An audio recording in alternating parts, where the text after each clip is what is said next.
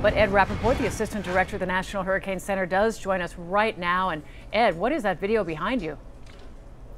Yeah, we talk a lot about storm surge, and in this particular case, we want people to see what we're talking about. By the way, I have mix minus, so I can't hear you very well. This is an example of the storm surge from past storms. This was actually during Hurricane Katrina, and want people to see just what storm surge looks like and what it can do when it comes ashore.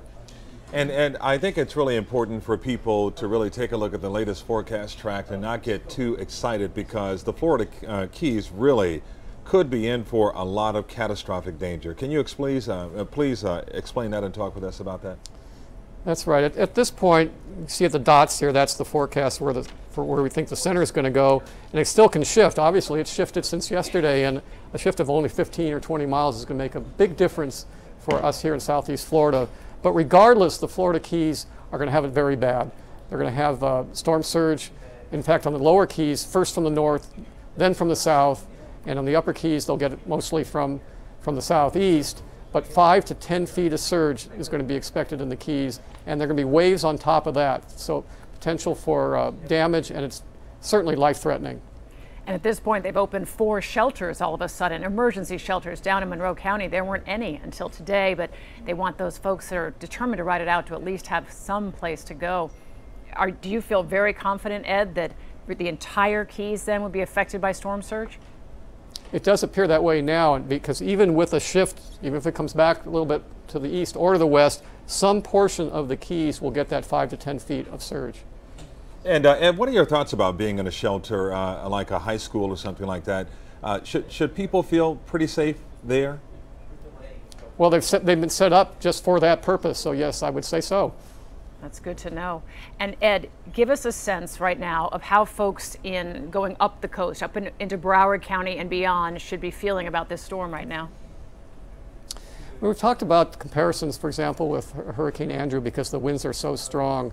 But I want to make sure people understand that in Hurricane Andrew, it was only Miami-Dade County that experienced the extreme winds Category 5. In this case, with the hurricane coming rather from east to west, as Andrew did, up the state, everybody in the state has the potential of having hurricane force winds, and whichever area is closest to the center is going to have the worst of it. And Ed, I think Max sort of hinted at this as well. Irma skirting or skimming Cuba and possibly weakening.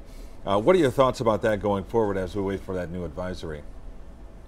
If that occurs, it will have some impact, but not enough to make a difference in terms of what we're going to have here in South Florida. Maybe to bring the winds down a little bit, but given that the hurricane force winds extend out about 50 miles on either side of the storm, and that's the width of the peninsula, the entire peninsula could get hurricane force winds, even if the maximum comes down a little bit. And these planes you have out there, I mean, it's just incredible science what they bring back to you. When will you get the next data from them?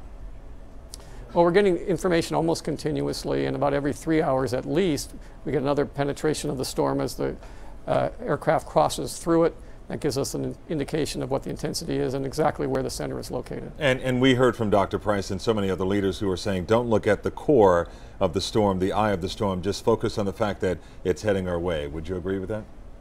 Absolutely. South Florida is going to be hit by a hurricane. We don't know yet whether the most severe part will be in the southeastern part of the state or the southwestern part of the state. We do know that the Keys are going to get very badly hit, though, and we'll just have to wait and see for the rest of the peninsula. And we knew North Carolina, South Carolina all had state of emergencies, but do you think they might be in the clear now?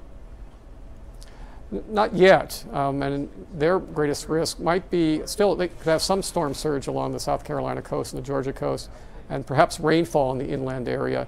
But the hazards that they're going to see are nothing like what's possible here in South Florida. Ed Rappaport, National Hurricane Center Acting Director. Thank you so much, Ed. We'll be checking back in with you when the 8 o'clock advisory comes in.